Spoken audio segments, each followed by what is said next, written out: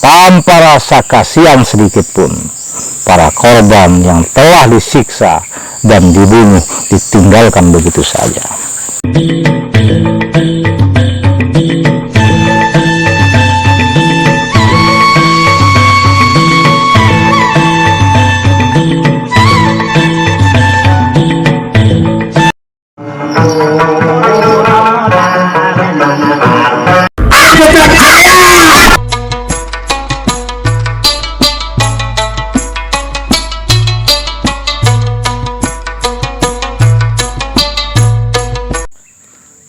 Assalamualaikum warahmatullahi wabarakatuh. Semangat pagi dunia, semangat pagi Indonesia, semangat pagi buat kita semua. Saudaraku, sahabat Lawang Buyung, isai kabar taka, semoga kita tetap sehat, tetap semangat, dan tetap bersahabat. Kembali lagi bersama saya Harli Biolongai di channel Lawang Buyung. Pasca kemerdekaan Republik Indonesia, banyak terjadi peristiwa-peristiwa yang mengerikan. Baik pemberontakan yang dilakukan oleh G30 SPKI, Aceh Merdeka, dan pemberontakan yang dilakukan oleh TII, pimpinan Kartosuwiryo yang ada di Pulau Jaya. Nah, tidak terlepas di Kalimantan, peristiwa DITII yang dipimpin oleh Ibnu Hajar dari Kalimantan Selatan. Nah, siapakah sosok Ibnu Hajar tersebut? Beliau adalah seorang tentara nasional berpangkat Letnan II, memimpin pemberontakan pada bulan Oktober 1950. Berdasarkan beberapa sumber terkait dengan pemberontakan Ibnu Hajar di Kalimantan Selatan, atas kekecewaan atas aturan yang dibuat oleh negara pada waktu itu, beliau memimpin sebuah pemberontakan yang awalnya mungkin kurang lebih 60 orang pasukan Ibnu Hajar melakukan pemberontakan dengan menyerang pos-pos TNI, lalu menghasut masyarakat untuk bergabung bersama pasukannya, dan sampai akhirnya bertambah dan terus bertambah jumlah pasukan Ibnu Hajar di Kalimantan Selatan, dan sampai 250 orang. Mereka terus membuat kekacauan, mereka terus membuat pemberontakan. Namun Tentara Nasional Indonesia pada waktu itu tentu tidak tinggal diam. Mereka mengejar dan mencari keberadaan Ibnu Hajar. Singkat cerita, Ibnu Hajar akhirnya menyerahkan diri dan diberi kompensasi untuk kembali menjadi seorang tentara nasional Indonesia. Namun tidak berselang beberapa lama, ternyata ini adalah taktik dari seorang yang bernama Ibnu Hajar. Setelah beliau banyak mengumpulkan senjata, beliau akhirnya kabur dari Kesatuan Tentara Nasional pada waktu itu dan kembali mengumpulkan anak buahnya untuk memimpin pemberontakan di Kalimantan, khususnya di Kalimantan Selatan. Para tentara nasional Republik Indonesia melakukan beberapa operasi. Operasi Delima, Operasi Segitiga, dan Operasi Riko yang dilancarkan oleh pasukan Tentara Nasional Indonesia kita. Nah, di sini saya akan menceritakan tentang bagaimana Operasi Riko.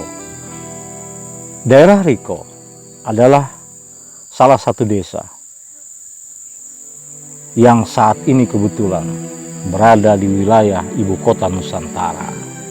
Beberapa keluarga saya telah mengalami korban daripada keganasan gerombolan atau kelompok DITII.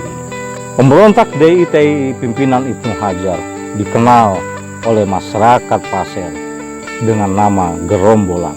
Gerombolan tersebut memaksa masyarakat untuk ikut bergabung kepada pemberontak DITII. Mereka terus masuk dari satu kampung ke kampung lain untuk menghasut, mengajak masyarakat. Jika masyarakat tidak mau, untuk ikut bergabung, maka risikonya adalah dibunuh.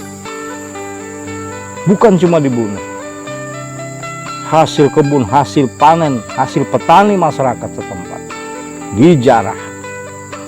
Dan yang lebih biadabnya lagi menurut saya, lumbung padi masyarakat pada waktu itu habis dibakar. Peliharaan masyarakat diambil begitu saja, dibawa pergi untuk konsumsi para gerombolan tersebut. Nah, di sini saya akan menceritakan fenomena, kisah nyata atau fakta peristiwa pada tahun 50-an, di mana saudara daripada nenek saya adalah salah satu korban tragedi pemberontakan DITI pimpinan Ibnu Hajar. Beliau boleh dikatakan seorang pejuang melindungi masyarakat desa setempat. Namun akhirnya dengan kekuatan para gerombolan tersebut, akhirnya kakek saya ditangkap. Dan yang tidak kalah memilukan daripada kisah pemberontak gerombolan pada zaman itu, saudara orang tua kami ditangkap dan dipaksa untuk mengikuti kelompok gerombolan tersebut, dibawa ke hutan dan diperintahkan istrinya untuk menyembelih suaminya. Dengan keyakinan yang penuh, saudara orang tua kami menolak perintah. Sekalipun diancam, dia juga akan dibunuh. Tentu manusia mana yang mau menyembelih suaminya sendiri, sekalipun dalam tekanan yang berat. Beliau disiksa, diintimidasi untuk menyembelih sang suami. Namun beliau tetap kekeh dengan pendiriannya, bahwa beliau juga siap mati untuk mempertahankan prinsipnya. Namun dengan kekejaman sekelompok gerombolan tersebut, menyembelih suaminya di atas paha istrinya yang mana adalah saudara dari orang tua kami. Yang terjadi tentu adalah mati. Karena kekesalan sekelompok gerombolan tersebut kepada istrinya yang tidak mau atas perintah gerombolan, istrinya pun diseret lalu direbahkan dan langsung dieksekusi. Tiba saatnya sang istri pun ikut disembelih. Setelah disembelih, para gerombolan meninggalkan begitu saja korbannya tanpa rasa peri kemanusiaan, tanpa rasa kasihan sedikit pun. Para korban yang telah disiksa dan dibunuh ditinggalkan begitu saja. Namun saudaraku, sahabat Lawang Buyung, apa yang terjadi? Tiba-tiba dia merasa lehernya terasa dingin. Perlahan-lahan beliau membukakan mata. Lalu dia menoleh. Ternyata seekor anjing hitam telah menjilati lehernya. Dan dia tersadar apa yang terjadi. Dia tidak tahu apa yang terjadi terhadap dirinya, bahwa baru saja mungkin hitungan menit dia habis disembelih oleh sekelompok gerombolan tersebut. Namun dia tidak merasakan apa-apa. Dia lihat di samping kirinya seorang laki-laki terbujur kaku dengan kepala terpisah dengan badannya. Dia menyadari bahwa itu adalah suaminya.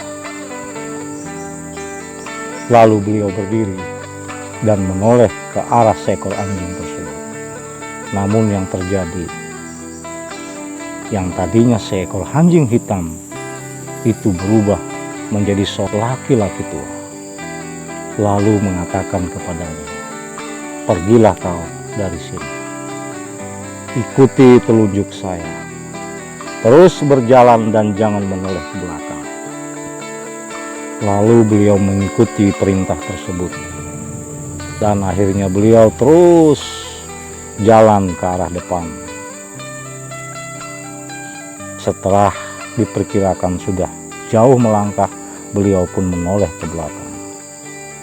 Ternyata seorang sosok laki-laki tua tersebut tidak ditemukan lagi.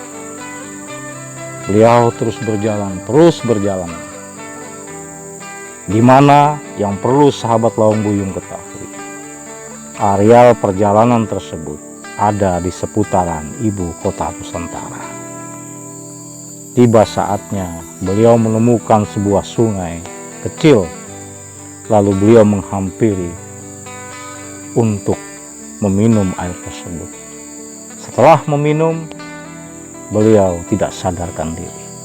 Singkat cerita, kakek-kakek kami yang lain bersama Tentara Nasional Indonesia pada waktu itu mencari keberadaan keluarganya atau masyarakatnya yang hilang, diculik oleh segerombolan pemberontak. Setelah beberapa hari, akhirnya ditemukanlah sesosok perempuan yang terbaring di pinggir sungai. Namun Allah berkehendak lain. Ternyata beliau masih hidup, namun sudah tidak sadarkan diri. Segera para pasukan Tentara Nasional mengangkat seorang perempuan yang tidak lain adalah saudara orang tua kami, lalu dibawa ke rumah sakit tentara Balikpapan pada waktu itu. Dan setelah itu dibawa terbang ke Surabaya. Singkat cerita, berapa tahun kemudian beliau kembali, dan alhamdulillah atas izin Allah beliau dapat disembuhkan walaupun lehernya hampir putus. Tentu ini adalah sebuah misteri, sesuatu hal cerita yang tidak masuk akal. Leher hampir putus, namun masih bisa hidup. Inilah kekuasaan Allah Subhanahu wa Ta'ala, Tuhan yang Maha Esa. Baik saudaraku, sahabat Lawang Buyung, ini adalah sedikit cerita dari saya sebagai pembelajaran buat kita, sebagai pembelajaran buat anak cucu kita, bahwasanya Presiden Republik Indonesia yang pertama, Insinyur Soekarno, pernah mengatakan, jangan pernah lupakan sejarah kelam bangsa ini. Terus kita ingat untuk pembelajaran buat kita dan anak cucu kita ke depan, bahwa betapa pentingnya rasa persatuan yang ditanamkan pada dasar Pancasila negara kita. Baik saudaraku, sahabat Lawang Buyung, buat teman-teman sahabat Lawang Buyung di luar sana yang mungkin terbelakang Ibnu Hajar, pimpinan DITI Kalimantan pada waktu itu. Baik, kalian boleh komen di bawah ini untuk melengkapi cerita ini. Ini adalah cerita singkat, karena poin daripada cerita ini adalah di mana betapa kejamnya apa yang dilakukan pemberontak segerombolan DITI pada zaman itu. Baik saudaraku, sahabat Lawang Buyung, mohon maaf atas segala kekurangan. Terima kasih atas segala perhatian. Jangan lupa subscribe, like, komen, dan share. Semoga kami terinspirasi untuk menceritakan yang lebih menarik lagi yang ada di Pulau Kalimantan. Akhirul kalam, wassalamualaikum warahmatullahi wabarakatuh. Laung Buyung.